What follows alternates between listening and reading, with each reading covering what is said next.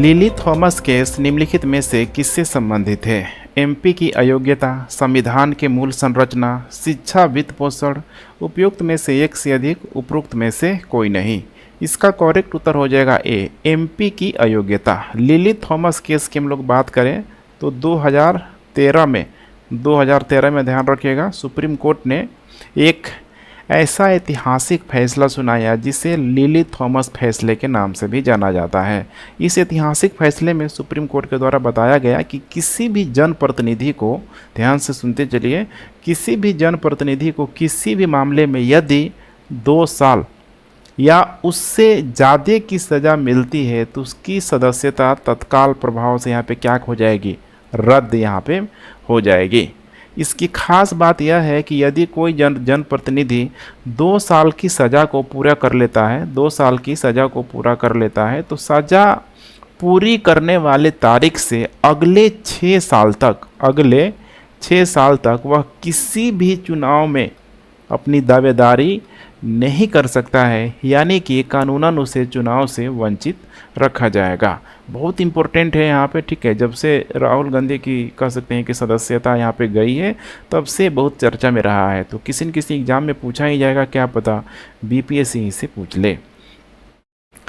हाल ही में वायनाड के सांसद राहुल गांधी को 2 साल की सजा हुई है। कौन सा अनुच्छेद संसद में अयोग्यता से संबंध है? अनुच्छेद 191, अनुच्छेद 105, अनुच्छेद 102। उपयुक्त में से एक से अधिक, उपरोक्त में से कोई नहीं। इसका करेक्ट उत्तर हो जाएगा यहाँ पे सी, अनुच्छेद 102। संसद के किसी भी सदस्यों, संसद के किसी भी सदन में सदस्यों के लिए अयोग्यता से प्रावधान है यहाँ पे, अयोग्यता को लेके, ठीक है। इसमें आप आर्टिकल 19(1) को भी यहाँ पे शामिल कर सकते हैं, जैसे कि राज्य की विधानसभा या विधान परिषद में सदस्यों के लिए इसमें भी निर्भरताएं को यहाँ पे दर्शाया गया है। किसके लिए? यहाँ पे राज्य में, ठीक है, राज्य में यहाँ पे जो भी यहाँ पे, ठीक है, विधानसभा या फिर विधान परिषद, ठीक है। तो यहाँ पे आपको ध्यान रखना है कि अयोग्यता यहाँ पे 2 स्थितियों में यहाँ पे हो सकती है। अयोग्यता 2 स्थितियों में हो सकती है। 1951 के जनप्रतिनिधित्व अधिनियम की धारा 8(1) जो कहता है यहाँ पे कि चुनाव में शत्रुता, रिश्वतखोरी और अनुचित प्रभाव या व्यक्तित्व को बढ़ावा देने का दोषी ठहराया गया मानहानि इस सूची के अंतर्गत नहीं आता है। वहीं अगर हम लोग इसकी दूसरी बात करें कि जनप्रतिनिधित्व अधिनियम 1951 की ही यहाँ पे जो धारा है 8(3), इसमें बताया गया है कि एक सांसद को अयोग्य ठहराया जा सकता है अगर उसे दोषी ठहराया जाता है और 2 साल से कम कारावास की सज़ा नहीं होती है। तो ये दोनों ही यहाँ पे धारा याद रखिएगा, ठीक है। किस देश ने समान लिंग के साथ यौन संबंध बनाने पर मृत्यु दंड का प्रावधान करते हुए समलैंगिकता विरोधी अधिनियम 2023 पारित किया है? उत्तर कोरिया, युगांडा, ईरान। उपयुक्त में से एक से अधिक, उपरोक्त में से कोई नहीं। इसका करेक्ट उत्तर हो जाएगा यहाँ पे बी, युगांडा। युगांडा की संसद ने समलैंगिकता विरोधी विधेयक 2023 प्रस्ताव पारित किया।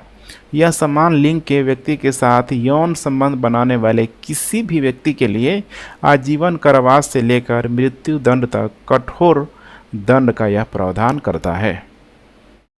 यहाँ पे देख पा रहे हैं युगांडा, ये एकदम, ठीक है, एकदम बीच में यहाँ पे छुपा हुआ है, ठीक है।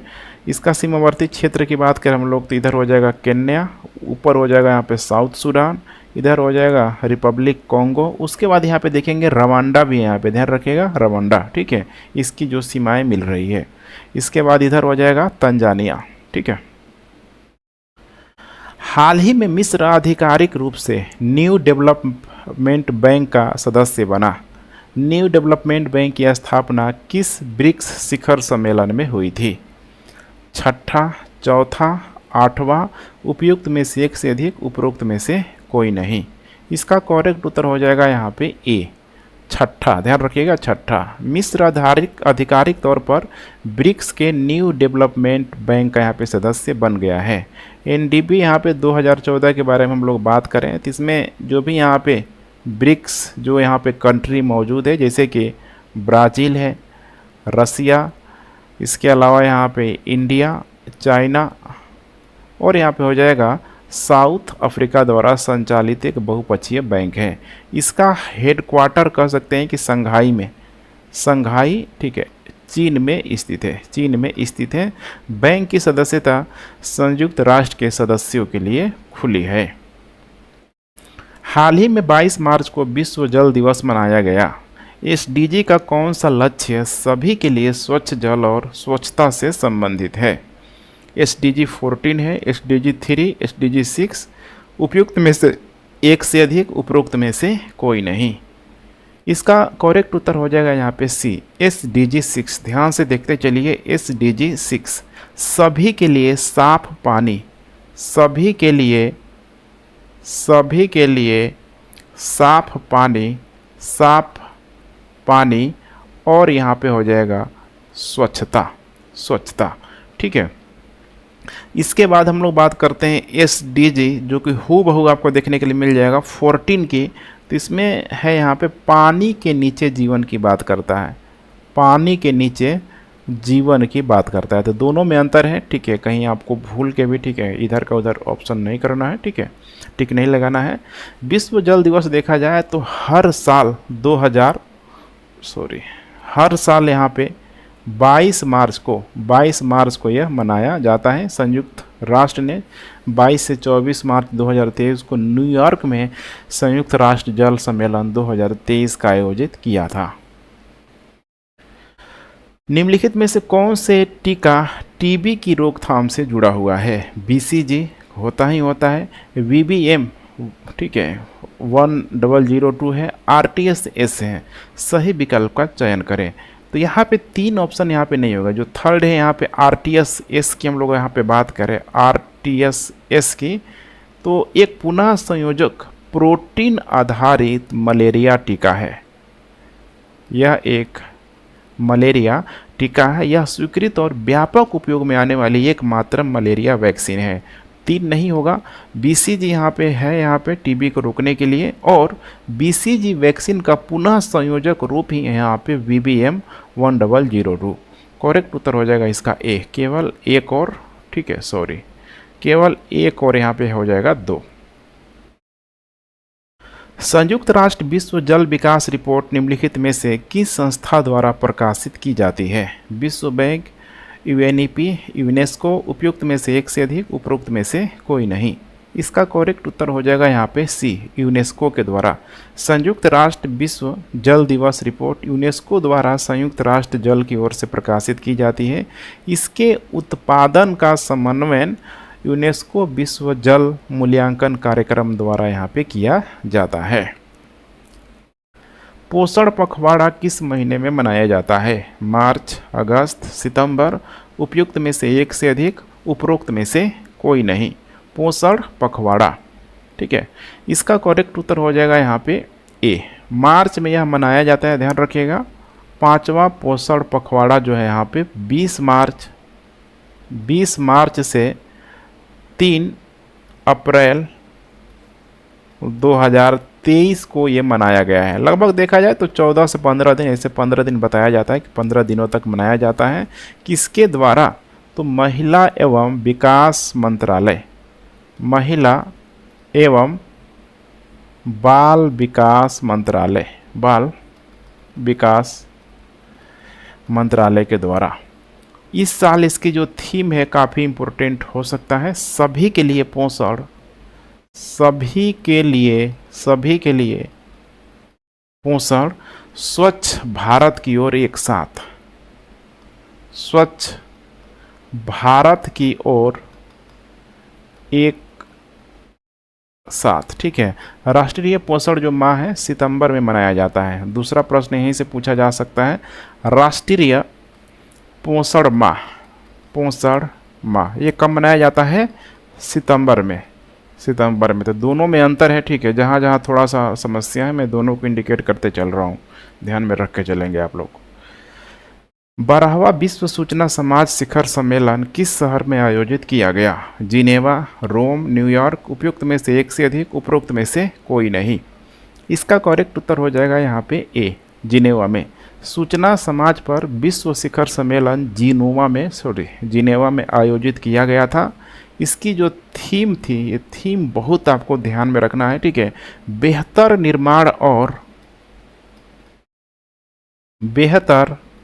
निर्माण और सतत विकास लक्ष्यों की उपलब्धि में तेजी लाने के लिए वर्ल्ड समिट ऑन द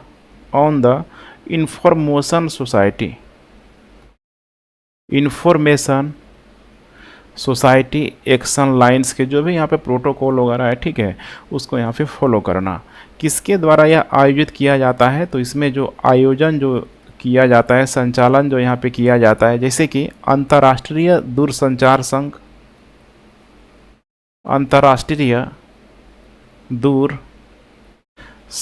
संघ, इसके अलावा यहाँ पे हो जाएगा यूनेस्को, वैसे ही यहाँ पे हो जाएगा यूएनडीपी, ठीक है, यूएनडीपी, और उसके बाद यहाँ पे हो जाएगा अंकटाड। यहाँ पे चार बड़ी बड़ी संस्थाएं यहाँ पे मौजूद हैं, इन सब के द्वारा किया जाता है। हाल ही में किस भारतीय व्यवसायी को ऑर्डर ऑफ ऑस्ट्रेलिया से सम्मानित किया गया? बहुत इंपॉर्टेंट प्रश्न है, इस तरह के प्रश्न बहुत पूछा जाता है। आनंद महिंद्रा, रतन टाटा, शिव नादर, उपयुक्त में से एक से अधिक, उपरोक्त में से कोई नहीं। इसका करेक्ट उत्तर हो जाएगा यहाँ पे बी, रतन टाटा को। ऑस्ट्रेलिया ने भारत के जाने माने बिजनेस टाइफून कह सकते हैं, ठीक है, रतन टाटा को ऑर्डर ऑफ ऑस्ट्रेलिया से सम्मानित किया है। रतन टाटा भारत के सबसे व्यापारिक घरानों में से एक, ठीक है, टाटा संघ के कह सकते हैं कि मानक सदस्य हैं। ऑस्ट्रेलिया उन व्यक्तियों को मान्यता देता है जिन्होंने उत्कृष्ट सेवा या असाधारण उपलब्धि का यहाँ पे प्रदर्शन किया है। तो रतन टाटा ध्यान में जरूर रखेंगे। हाल ही में खालिस्तान समर्थक प्रदर्शनकारियों ने लंदन में उच्चायोग में भारतीय ध्वज को उतार दिया। निम्नलिखित में से कौन सा सम्मेलन दूतावास और वाणिज्य दूतावासों की सुरक्षा से संबंधित है? बीना कांग्रेस 1961, नगोया प्रोटोकॉल 2010, बीना सम्मेलन 1985, उपयुक्त में से एक से अधिक, उपरोक्त में से कोई नहीं। इसका करेक्ट उत्तर हो जाएगा यहाँ पे बीना कन्वेंशन 1961। राजनयिक संबंधों पर बीना कन्वेंशन जो कि 1961 में लाया गया था, यह क्या है इसके बारे में हम लोग जान लेते हैं। तो यह राजनयिक प्रतिरक्षा प्रदान करता है जो राजनयिकों को मेजबान देश द्वारा दबाव या उत्पीड़न के डर के बिना अपना कार्य करने में सक्षम बनाता है। इसे लागू किया गया था 24 अप्रैल 1964 को लागू किया गया था।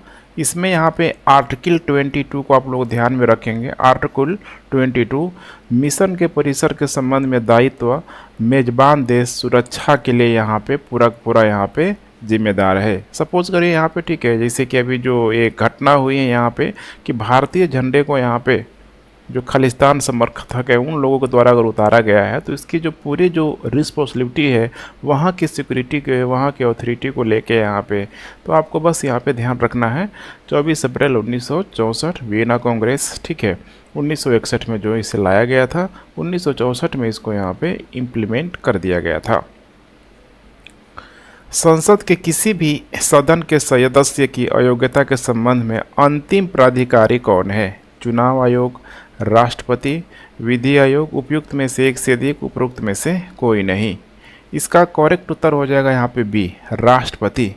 रिप्रेजेंटेटिव ऑफ पीपुल एक्ट 1951 1951 की जो धारा है 83, इसमें बताया गया कि कम से कम 2 साल के कारावास की सज़ा पाने वाले व्यक्ति को अयोग्य घोषित किया जाएगा और उसकी रिहाई के बाद 6 साल की एक और अवधि के लिए, ठीक है, अयोग्य वो पूरी तरीके से बना रहेगा। 2 साल, ठीक है, अगर उसकी सज़ा हो रही है तो 2 साल के बाद से, ठीक है, उस दिन के बाद से जब उसकी सज़ा ख़त्म हो जा रही है तो अगले वो 6 साल के लिए वो चुनाव लड़ नहीं पाएगा। राष्ट्रपति चुनाव आयोग की राय लेने के बाद संसद के किसी भी सदन के सदस्य की अयोग्यता के संबंध में ध्यान रखिएगा अंतिम प्राधिकारी के रूप में मौजूद है। दल बदल के आधार पर अयोग्यता के मामले में संसद के पीठासीन अधिकारी का यहाँ पे अंतिम निर्णय होता है। किसके संबंध में? दल बदल के संबंध में। लेकिन यहाँ पे अयोग्यता के संदर्भ में जो अंतिम जो निर्णय होगा यहाँ पे राष्ट्रपति का होगा।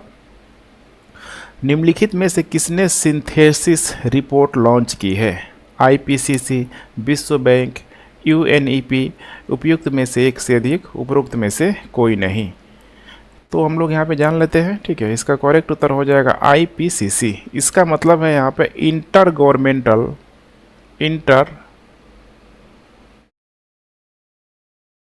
गवर्नमेंटल पैनल ऑन क्लाइमेट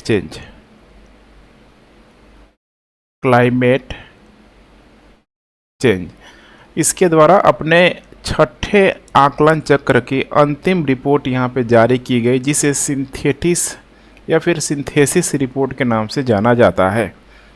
दुनिया 2030 तक ग्लोबल वार्मिंग के लिए यहाँ पे 1.5 डिग्री, ध्यान रखिएगा, 1.5 डिग्री सेंटीग्रेड सीमा को पार करने की राह पर है, जिससे अपरिवर्तनीय यहाँ पे क्षति होगी। सोचिए यहाँ पे 1.5 डिग्री सेंटीग्रेड तक अगर पृथ्वी का तापमान बढ़ जाएगा तो खासकर ध्रुवों पे जो बर्फ़ के चट्टान है वे वहाँ पे पिघलने लग जाएंगे और समुद्र का जलस्तर बढ़ने लगेगा। बहुत सारे जो आइसलैंड है यहाँ पे, ठीक है, वे यहाँ पे डूब जाएंगे।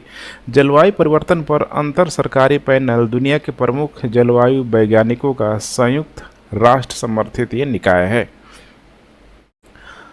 थंथई पेरियार वन्यजीव अभयारण्य किस राज्य में स्थापित किया जाएगा? तो जैसे आपको नाम से ही लग रहा है, पेरियार वन्यजीव अभयारण्य कर्नाटक है, तेलंगाना है, तमिलनाडु, उपयुक्त में से एक से अधिक, उपरोक्त में से कोई नहीं।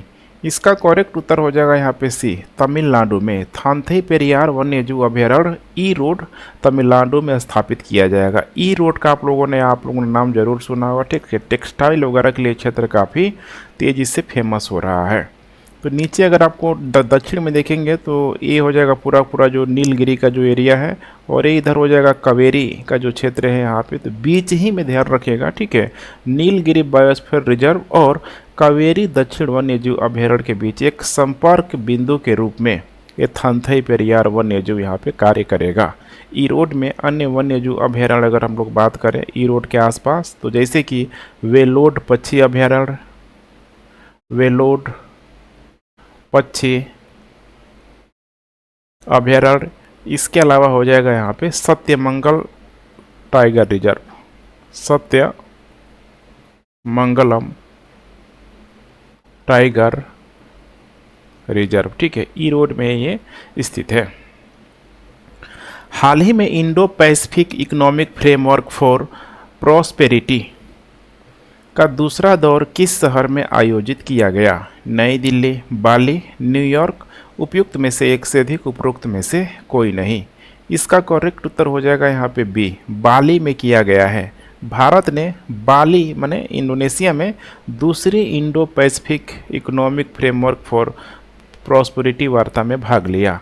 इसमें हम लोग बात करें, ठीक है, तो वैश्विक सकल घरेलू उत्पाद के 40% और वैश्विक वस्तु और सेवाओं के व्यापार के देखा जाए तो 28% का ये पूरी तरीके से, ठीक है, प्रतिनिधित्व ये करता है Indo Pacific economic framework for prosperity. ध्यान रखिएगा, ठीक है, ये पूरा जो एरिया है यहाँ पे, ठीक है, 40% ध्यान रखिएगा सकल घरेलू उत्पाद का, और वैश्विक वस्तु और सेवाओं के व्यापार का 28% पूरे वर्ल्ड की यहाँ पे बात की जा रही है। हाल ही में किस स्टील कंपनी को भारत का पहला आग प्रतिरोधी स्टील बनाने के लिए B15 प्रमाणन प्राप्त हुआ है? बहुत इंपॉर्टेंट प्रश्न है, ठीक है। Tata steel, Jindal steel and power, Vedanta steel, उपरोक्त में से एक से अधिक, उपरोक्त में से कोई नहीं। इसका करेक्ट उत्तर हो जाएगा यहाँ पे B, Jindal steel and power, Jindal steel and power, जिसको बोला जाता है JSP। इसी को भारत का पहला आग प्रतिरोधी स्टील बनाने के लिए BIS प्रमाणन पत्र प्राप्त हुआ है। B15 नहीं है, ठीक है, BIS प्रमाणन पत्र प्राप्त हुआ है। इसका जो अगर हम लोग उपयोग की यहाँ पे बात करें तो जैसे कि उच्च तापमान या आग की संभावना वाला जो क्षेत्र है वहाँ पे इसका भरपूर रूप में उपयोग किया जा सकता है। जैसे कि रिफाइनरी हो गया, पुल वाले क्षेत्रों में मेट्रो रेल परियोजना, अस्पताल, वाणिज्य के साथ साथ आवासीय भवनों जैसे बुनियादी ढांचा परियोजनाओं के लिए इस्पात संरचनाओं के लिए निर्माण किया जाएगा। अगर इसकी हम लोग क्षमता की बात करें यहाँ पे, ठीक है, तो यह अधिकतम 3 घंटे की अवधि के लिए, अधिकतम 3 घंटे की अवधि के लिए सोच पा रहे हैं यहाँ पे 600 डिग्री यहाँ पे सेंटीग्रेड तक के तापमान का सामना कर सकता है। एबेल पुरस्कार 2023 से किसे सम्मानित किया गया है? इसको एबेल या फिर इसको अबेल पुरस्कार भी यहाँ पे बोला जाता है, ठीक है, Abel. Luis Caffarelli, Ovidiu Savin, Carlos Kenig, उपयुक्त में से एक से अधिक, उपरोक्त में से कोई नहीं। इसका करेक्ट उत्तर हो जाएगा यहाँ पे लुइस कैफरेली को। लुइस कैफरेली ने एबेल पुरस्कार 2023 जीता है। कहाँ से बिलोंग करते हैं? तो अर्जेंटीना से बिलोंग करते हैं और पहला एबेल पुरस्कार अर्जेंटीना के, ठीक है, विजेता के रूप में उभरे हैं।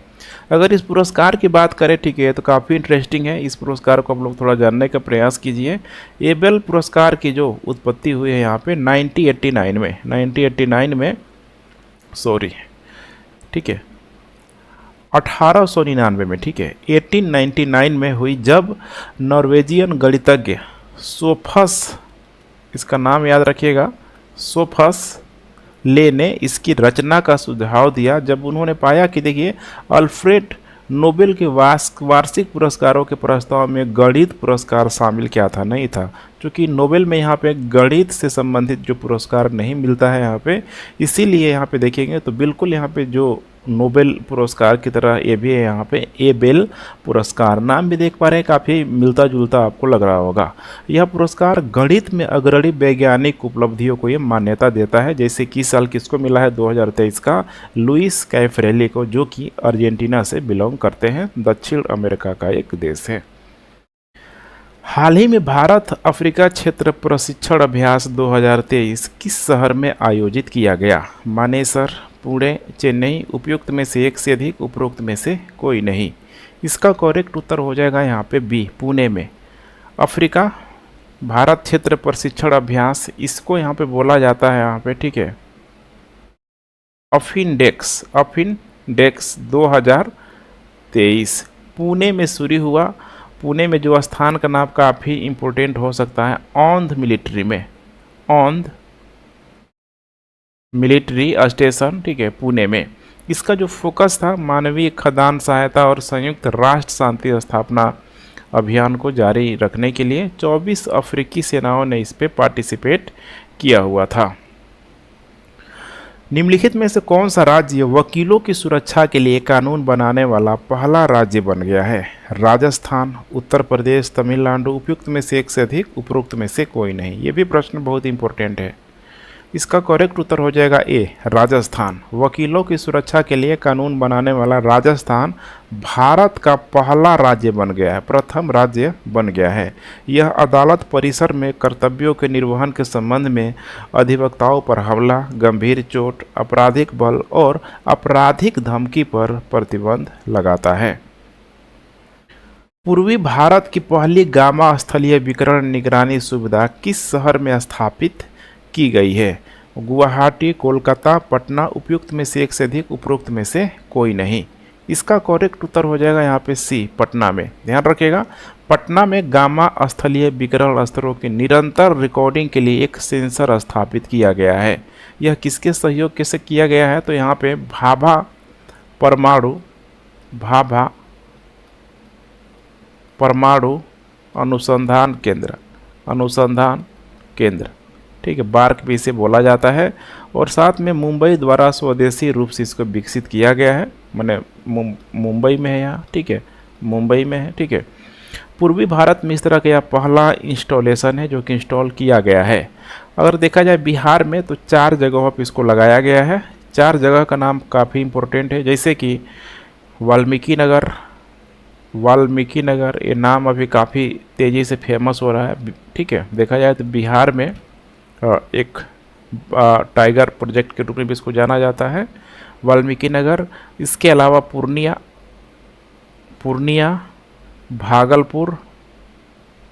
भागलपुर और इसके साथ ये हो जाएगा गया। इन सारे ही जगहों पे यंत्र लगाए जाएंगे, ठीक है, पटना के साथ साथ। तो पटना में इंस्टॉल कर दिया गया, लेकिन इन सारे जगहों पे जल्द ही इंस्टॉल किया जाएगा। हाल ही में तंजानिया में मारबर्ग वायरस से 5 लोगों की मौत हो गई। मारबर्ग रोग का प्राकृतिक मेजबान कौन सा है? फल चमगादड़, मच्छर, सैंड फ्लाई, उपरोक्त में से एक से अधिक, उपरोक्त में से कोई नहीं। इसका सीधा सा मतलब है कि ये जो मारबर्ग वायरस का रिसोर्स कौन सा है, यहाँ पे फल चमगादड़ से होता है, मच्छर से होता है, सैंड फ्लाई से होता है। इसका करेक्ट उत्तर हो जाएगा यहाँ पे फल चमगादड़। MVD इसको बोला जाता है, MVD। इसका मतलब होता है मार्बर्ग वायरस डिजीज। यह एक गंभीर और घातक रक्तस्रावी बुखार है, इबोला की तरह। इसको भी इबोला की कैटेगरी में यहाँ पे रखा जाता है। इबोला की तरह मार्बर्ग एक फाइलो वायरस है। दोनों रोगों का चिकित्सीय जो ट्रीटमेंट यहाँ पे बिल्कुल समान है, तो बिल्कुल यहाँ पे ध्यान रखिएगा, फाइलो वायरस। अब यहाँ पे जो प्राकृतिक मेजबान पूछ रहा है, जैसे मैंने आपको बताया कि फल चमगादड़ है, इसका बेसिकली यहाँ पे ओरिजिन जो है यहाँ पे इजिप्टियन फ्रूट बैट इसको बोला जाता है। इजिप्टियन फ्रूट बैट्स भी इसको बोला जाता है। पहली बार इसका जो पता चला था 1967 में इसका पता चला था। अभी तक MVD वायरस के लिए कोई स्वीकृत एंटीवायरल उपचार या टीका नहीं है, तो काफ़ी खतरनाक है। यहाँ पे देख पा रहे 5 लोगों की मृत्यु हो चुकी है। हाल ही में भारत का पहला राष्ट्रीय ग्रीन पोर्ट एंड शिपिंग उत्कृष्टता केंद्र किस शहर में खोला गया है? नई दिल्ली, गुरुग्राम, चेन्नई, उपयुक्त में से एक के अधिक, उपयुक्त में से कोई नहीं। इसका करेक्ट उत्तर हो जाएगा यहाँ पे गुरुग्राम में। सर्बानंद सोनोवाल ने गुरुग्राम अर्थात हरियाणा में ग्रीन पोर्ट एंड शिपिंग में भारत के पहले राष्ट्रीय उत्कृष्टता केंद्र का उद्घाटन किया है। किसके द्वारा? सर्बानंद सोनोवाल के द्वारा। सर्बानंद सोनेवाल के द्वारा किया गया है। बंदरगाह हो गया, इसमें नौवहन हो गया, और जलमार्ग मंत्रालय और ऊर्जा और संसाधन संस्थान के बीच पूरा का पूरा ये सहयोग किया गया है। तो यहाँ पे ध्यान रखिएगा, किससे किसके बीच? बंदरगाह, नौवहन है इसमें, नौवहन, और यहाँ पे जलमार्ग मंत्रालय। और इसके साथ कौन पार्टिसिपेट कर रहा है इसमें? तो यहाँ पे संसाधन संस्थान, इसी को यहाँ पे बोला जाता है TRRE के बीच सहयोग। तो इन दोनों ही संस्थाओं को आप लोग ध्यान में रख के चलेंगे। भारत का लक्ष्य 21 वर्ष तक global hub for green shipbuilding बनाना है। 2030, 2032, 2035, उपरोक्त में से एक से अधिक, उपरोक्त में से कोई नहीं। इसका करेक्ट उत्तर हो जाएगा यहाँ पे ए, 2030। भारत का लक्ष्य 2030 तक global hub for green shipbuilding बनाना है। 2025 तक सभी प्रमुख बंदरगाहों में ग्रीन टग्स का काम शुरू कर देना है। 2025 तक सभी बंदरगाहों में ग्रीन टग्स का काम शुरू कर देना है। भारत के प्रमुख बंदरगाहों पर मौजूद टग बोट्स में आधी को 2030 तक यहाँ पे ग्रीन टग्स, ध्यान रखिएगा, ग्रीन टग्स में यहाँ पे बदला जाएगा। अब यहाँ पे जो टग की यहाँ पे बात आ जा रही है, टग इसको बोट भी बोला जाता है। यहाँ पे आप इमेज में देख सकते हैं, ठीक है, यही है टग बग। छोटे शक्तिशाली वाटर क्राफ्ट को विभिन्न प्रकार के कार्यों को करने के लिए यहाँ पे डिजाइन किया गया है, विशेष रूप से बार्ज और बड़े जहाज़ों को खींचने या धकेलने के लिए। काफ़ी पावरफुल इसमें, ठीक है, इंजन का प्रयोग किया जाता है। हाल ही में अरावली ग्रीन वॉल परियोजना का शुभारंभ किया गया।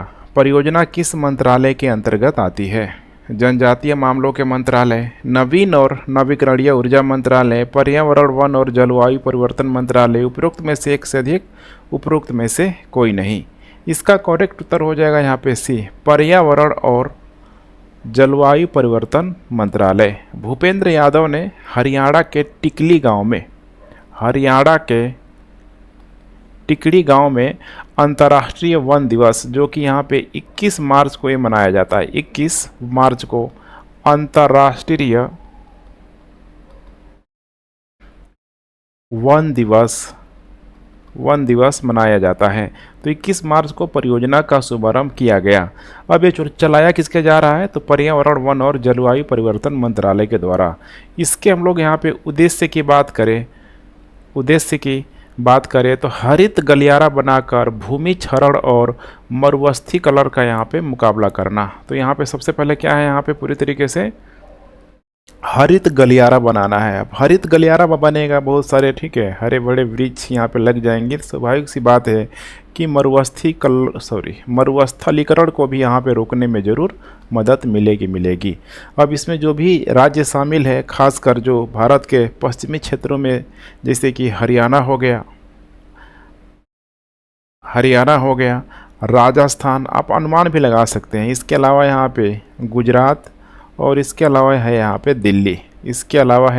दिल्ली। यहाँ पे आप देख पा रहे हैं, ठीक है, इस मैप में पूरा यहाँ पे दिखाया गया है।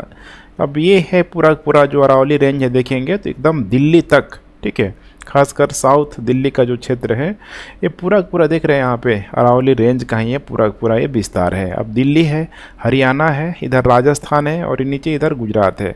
4 राज्यों को इसमें शामिल किया गया है। हाल ही में एनजीटी ने अर्थात नेशनल ग्रीन ट्रिब्यूनल ने रामसर स्थलों की सुरक्षा में विफल रहने पर केरल सरकार पर 10 करोड़ का जुर्माना लगाया। निम्नलिखित में से कौन से रामसर स्थल केरल में स्थित है? अष्टमुदी आर्द्रभूमि, सस्तमकोट्टा झील, वेम्बुनूर आर्द्रभूमि। इसका करेक्ट उत्तर हो जाएगा यहाँ पे ए, केवल 1 और 2। ध्यान रखिएगा, अष्टमुदी हो जाएगा और इसके अलावा यहाँ पे सस्तमकोट्टा झील। एनजीटी ने रामसर साइटों की सुरक्षा में विफलता के लिए केरल सरकार पर 10 करोड़ रुपए का यहाँ पे जुर्माना लगाया है। इसका कारण क्या है? यहाँ पे कारण यही है कि वेम्बनाड और अष्टमुडी झीलों के अंधाधुंध प्रदूषण को रोकने में ये विफल हो गया है। 2 लेक हैं यहाँ पे, ध्यान रखिएगा, वेम्बनाड और इसके अलावा एक और है यहाँ पे अष्टमुडी। सब ये ध्यान रखिएगा रामसर साइट में शामिल है, ठीक है। इसके अलावा केरल में 3 रामसर साइट है। एक तो हो जाएगा वेम्बनाड, उसके बाद हो जाएगा यहाँ पे, ठीक है, अष्टमुडी। वेम्बनाड का पूरा नाम है वेम्बनाड, इसको कोल भी बोला जाता है, वेम्बनाड कोल आर्द्रभूमि। उसके बाद है अष्टमुडी आर्द्रभूमि। तीसरा नाम आप लोग जरूर ध्यान रखिएगा, संस्थम कोट्टा लेक झील, ठीक है। 3 है यहाँ पे केरल में रामसर साइट। तो अभी इन दोनों ही जगहों पे जैसा आप देख पा रहे हैं, ठीक है, झीलों के अंधाधुंध प्रदूषण को रोकने में विफल हुआ है, इसीलिए इस पे 10 करोड़ का जुर्माना लगाया गया है। एक वेब उपग्रह निम्नलिखित में से किस देश से संबंधित है? Bharat, Japan, United kingdom. उपयुक्त में से एक से अधिक, उपरोक्त में से कोई नहीं। क्या पूछ रहा है यहाँ पे? एक वेब उपग्रह, इसमें से किस देश से संबंधित है? इसका करेक्ट उत्तर हो जाएगा सी, यूनाइटेड किंगडम से।